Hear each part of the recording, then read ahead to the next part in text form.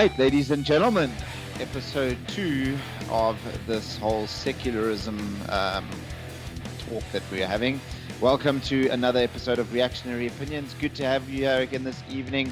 D-Dog's here, Russell's here as usual, and this is a continuation of our previous episode. What we've decided to do, if in case you haven't noticed, is we are going to be splitting up episodes into shorter versions for those of you to sort of digest them easily.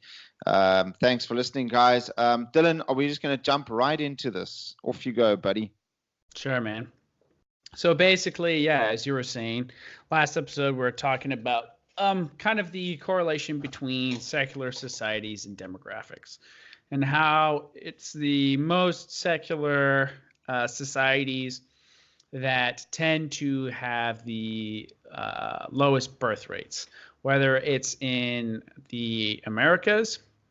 So the United States, for instance, the only reason the U.S. population has been growing at all for a while now is due to mass immigration, or the situation in Europe, which has almost universally below replacement levels of population, of fertility, and also in certain developed countries in East Asia. There's definitely a correlation between secularism and a decline in being fruitful and multiplying. And sort of, I guess, in this episode, we're going to sort of sink our teeth a bit more into kind of the secularist angle and why that might be, and how in the Darwinian the Darwinian game of gene propagation, the secular people seem to be, getting a little behind the curve these days. Dylan's just trying to be nice. What he's trying to say, folks, is why is secularist seed so weak? That's what he's trying to say. That's basically what I'm trying to say. But he's saying it in a really nice way. Shooting condensed milk up in there, man. Yeah. Anyway, carry on, D-Dog. Sorry. So, yeah, basically, be fruitful and multiply is held by the faithful globally, but it is stalled out amongst non-believers. So amongst the marginally, they'll say, oh, but, I know tons of religious people who, don't have a ton of kids. And, well, okay, that may be, but you got multiple factors to consider. A, maybe they came to faith later in life. They don't have a lot of time. That happens. Maybe they're marginally Christian or Islamic or whatever. In a lot of these societies, there's mass also use of birth control, which has a change in the psyche of the population, sort of, okay, maybe I could be a bit more liberal in my sexual expression and not have to deal with so much, potential downsides as they see it with children. And so they end up putting off procreation until they feel they're ready for it, which is usually when they're quite a bit older. And so they just don't have the biological window or the inclination to have a lot of kids. So, Russell, you want to jump in here with what we were talking about last time? Yeah, look, you mentioned we were talking about the sort of the sexual revolution and that and its effect actually on society. So they introduced the birth control pill in 1962, and historically women are the guardians of sex. They are are supposed to be the ones. That's the privilege of women for thousands of years, is to withhold sex. Female privilege. It is female privilege. That is, and it's specifically designed. So they gave up their privileges when they started taking the pill. Somebody conned them into believing it was liberating, but it was actually a trap. All right. Secularism says it's a woman's job to withhold sex. Yes, that's classic.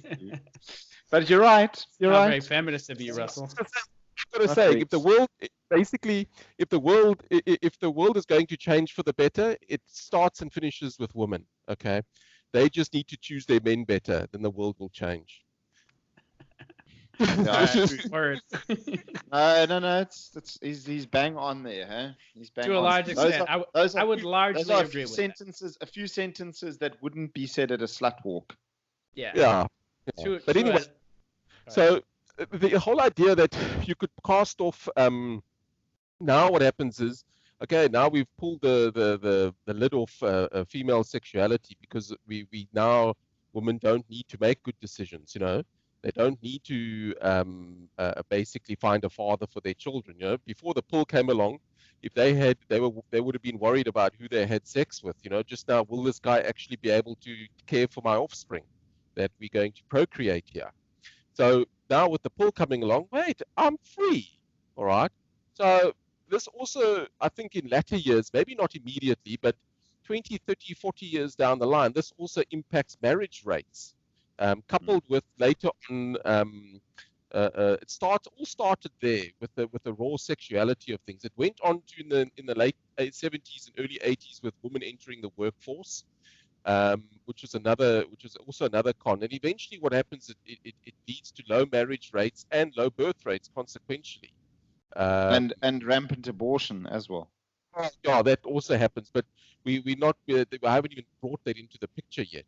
That came in a bit later. That came in about in the early 70s already. So that also came into the picture. But that we can't deny.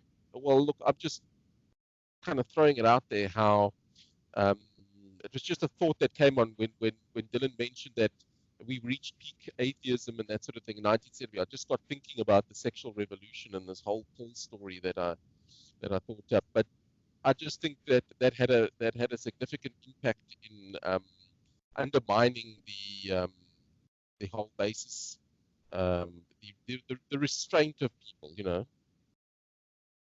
Yeah. No, I think that is so. For the marginal, I would say the marginal member of any denomination or religious faith is largely driven by incentives, not so much morals. And I think this has been true for basically the dawn of time. So the principled person, what the ideal is you'll have the person who internalizes the morality, the worldview, and sort of projects that on sort of the world and sort of how they see the world and how they engage with it. Whereas the NPC will kind of just, for the elite who actually make society the way that it should be, they'll just be like, okay, I'll just go along to get along because I understand incentives, even if I'm not particularly interested in the spiritual stuff. And I don't want to be a single mom. I don't want to suffer the shame. I don't want to, all these other issues. And so when you sort of take that away, the marginal person, or the marginal people rather, and there are a lot of them, begin to drift away. And they partially pull the culture along with them, or they serve as useful stooges, actually, for the elite who are manipulating things at the top. Conspiracy theorist. It's true, man. Now, look, I mean, the thing is, when I started talking like you, people look weird. I've said it's very, very, very similar things to you, and I get very peculiar looks. So I just thought I'd put it out there. Yeah. Okay, so this is my view on the whole thing is, you mentioned that your sort of average NPC religious person or whatever it is that wants to have children. We won't even get into the secularist who having children is not a priority at all, but the sort of NPC average sort of Christian person who wants to maybe have some kids and stuff, and then you mentioned that it has to be based on some sort of incentive. I can't think of anything more selfish than wanting to incentivize having children. It's just beyond me. I mean, well, if you think about it, I mean, how much more selfish can you get than to have a child, want to bring the child into the life, and you basically have to give your all for that child, and you want the child to be an incentive to you, I think that's incredibly selfish. Yeah. And this sort of gets to sort of, speaking of selfish, I think this kind of gets to the wider angle of it. So a lot of these societies, the idea is that fundamentally the reason why people don't have kids in modern secular societies, I think, is for selfish reasons. Mm-hmm. So they're like, look, it's sort of like Dr. Grant from Jurassic Park.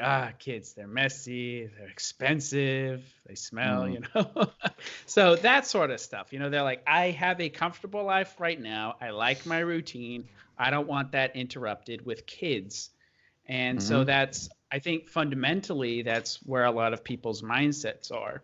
So it's kind of a very sort of egocentric way of looking at the world that I think a lot of these people have. And if you sorry, Dylan, if I can just add something there, and if you look at it and you observe how this, so say for example, some people do have kids, okay, then they end up, having these weird sort of Instagram children, and oh God, like oh the God. mother dressed in the same gym outfit as the child, and then you kind of like live your life in some weird perverted vicarious way through your child. And your child becomes like this little toy for you to show off, and it blows my mind how people can be so incredibly self-centered. It becomes yet another conduit for the narcissistic single mom to project her greatness onto the world. Yes. Exactly. It's just wow, weird. Yeah, but it's essentially, long story short, I also think in addition to this, fundamentally what we're having an issue with is a issue of meaning, right? So there's there's a few things at play here. Russell's touched on the one, sort of the sexual liberation, birth control aspect is one. The second issue is the sort of selfish, I like the way things are going and I don't want kids to mess with my life, sort of lifestyle choice, or if I do, I'll just have like one, maybe two if I get real crazy, sort of mentality. And the third issue is, I think, for a lot of people who otherwise might want to have, a good, healthy, big-sized family, they're having an issue of meaning fundamentally. So they don't really have anything to believe in, or the world around them doesn't make sense, and they can't sort of make sense of it, which I think is sort of why the Jordan Peterson phenomenon took off the way it did. Is there was a lot of sort of particularly young men out there who sort of saw, at least, even if it, the foundations of the whole thing are pretty, suspect and don't make a whole lot of sense. The whole idea of, yes, you can, it's not just about you. There is responsibility. Start by taking on little responsibilities and, move on to bigger ones. Stop being such a basement dwelling wanker, and, do something with your life, basically. And that kind of message, I think, is what a lot of people need to see. So they're stuck in this malaise of modernity and secularism, and there's no vitality. Society itself, the civilization itself has gotten tired and lethargic, and we just live to consume and stuff like that. And so there's really no impetus or drive. Like, that's all the chutzpah, all the vitality has gone from a large chunk of civilization, and the sort of Isle of Misfit Toys that is out there running around aimlessly, don't really know what to do with it. And a lot of them just opt out of having families, or don't know how to even get started, or think that they can't. It's definitely the self-centered kind of aspect that people just get. Okay, well, first of all, it's the rampant materialism, and then secondly, it's just people just get caught up in themselves. Yeah. Very, very much so. I mean, it brings us back to that horrific story that you told us once, Dylan, about those families in There's people in Italy that say that they can only have one kid because yeah. they can only afford to dress one kid up in Dolce and Gabbana clothes, you know? Yeah, literally. There's literally Totally people out there that believe that when you could go and buy a month's worth of that child's Dolce & Gabbana, one outfit, you can buy 3 years worth of outfits at Ackerman's and raise 5 kids. Yeah. Well, look, I mean, the thing weren't is, such a materialistic prick. I mean, yeah. Well, Crazy. I mean, the thing is, on your when you mentioned what we're dealing with here is a matter of purpose and meaning, right? One of the things that let's bring this back to what makes us human. In other words, and what I mean by that is what separates us from animals and lizards and whatever, you know. An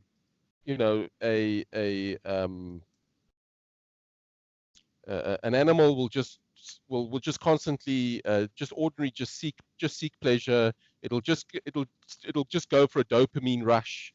It'll seek out these things. It'll avoid it won't actually solve any problems. It'll avoid pain, and it'll just continue in these type of cycles. And one of the things that makes us human is our ability, and this is why we are designed for religious affections, is because we have this thing in us that desires more than a dopamine rush. Dopamine rush and seeking pleasure do not fulfill us. All right, people are not fulfilled by that. And what happens is, this is what atheism does to people. It actually turns them into beasts, mammals, lizards, stripping them of the basic tenets of what is their humanity. And you know, once you get, and this is why you've got oaks in their basements playing video games all day, watching and jerking off to porn every day, type of thing. You know what I mean? It's dopamine. It's dopamine hunting. Yes. Drug addiction is dopamine hunting. That's sexual pleasure is dopamine hunting. You're behaving like an animal, actually. Well, Russell, it brings us back to that Genesis 1 verse 28 that we read in the last episode. It says, "Rule over the fish in the sea and the birds in the sky and every other living creature that moves on the ground. Rule over them." Yeah, in other words, you are not an animal. No, you're not an animal. And yeah, that is the clear sort of problem with that is always going to be the problem with atheism. It's the thing that they cannot solve. They cannot get past this thing. They'll never be able to solve this question. Although I must add, I haven't read the book, but old secularist, old Stefan Molyneux, he claimed to have found a way to bring some sort of empirical, rational ethics outside of religion. He claimed. I haven't read the book. I haven't read it. I don't know what it's about. We're talking about UPB, Universal Preferable Behavior, right? Is that the book? Look, I'm not quite sure. I'm not quite sure what it was called. I don't want to speak out of turn. But interestingly, what he mentioned was, all right, he actually admitted. He said about that book that he wrote. He said, now you would think atheists would celebrate the work and laud him for achievement. He got an incredible amount of criticism. Hello? Yeah, you're good. Yeah, I can hear you. He got an incredible amount of criticism from atheists. Why? Because they actually wanted just to behave like beasts. Yeah. That was Molyneux. Molyneux himself said this. I think he's running into the problem with atheism right there. I mean, as I think we would all agree, and again, it doesn't even have to, and this is the thing, like this isn't atheist episode, 2.0. This is, broader sort of secularism. And like we've talked about under that whole thing. Yeah, it's this whole mindset, this atheist, agnostic, like I do you, I do me, you, yeah, I do. It's actually I do you, I guess. But I do me, Spiritualism. you do you. I'm just sort of getting in touch with the universe and like just Yeah, this sort of no. airy. No, please, Dylan. No organized religion, bro. Right. Oh, jeez. Okay. Yeah. None of Just that. no organized religion, bro. There's one thing. If I would be a Christian today, it wasn't for organized religion, bro. Yes, exactly. That whole mindset. I'm just doing me, and yeah, I'm not an atheist, but I don't really know. I'm just sort of spinning my wheels, chasing, Bitcoin and trying not to get addicted to painkillers and wanking. Yeah. So that whole thing, it's a crisis of meaning, I think. And when you sort of uproot the moral foundations of society, which was, in Christendom, Christianity, it leaves a big void. And the vitality that the culture did have is largely gone. And the places where you do see, growth of and vitality in the communities are even like rural communities or farming communities. Like to this day, if you go out into the country and whatever, you'll see it, at least in the United States, you'll see a decent amount of, religious believers and whatnot, but they're the minority of the population. And they live way out in the veldt. They're not really mixing with us in the cities, and they live a very different life. But I think in many ways a sort of happier life, because like the Bible says, they are literally subjugating the earth and the beasts of the field and the fish of the sea. Yeah. So there's a conquest element to it. They're striving for something. It's not just the same routine over and over, and like I just punch a button and I get money sort of thing, and then I use it to buy stuff, and that makes me happy for 2 days, and then I'm depressed again. That's precisely. So Dylan, I think are we just about to cut it off there, Russell? Or I've said all I needed to say. That's it. Yeah. I'm keen. D-Dog, you want to put some closing statements or anything? Yeah, I guess the last thing I'll say is that, these sort of metaphysics and ethics questions, they're not fundamentally scientific areas of inquiry. They're philosophical ones. They're theological ones. People need something to believe in, and if they don't have it, they apparently just seem to die out, looking at these demographics. And, the rampant drug abuse, the opioid crisis in the United States, and so on. Mm-hmm. And, these questions won't go away, whether they're being broadcast by the media or not, and societies ignore them at their own peril. Russell? Yeah, well, look, I've said pretty much what I'm going to say, what I've said already. Just don't think to be an atheist is anti-human. And what Dylan said with being anti-human means you essentially die out eventually. There's no, it's not sustainable. I agree. That's it. Yeah. So in a nutshell, atheism's a pretty shit idea. Yeah, and you guys won't be around for much longer. So cool. But no, I'm teasing.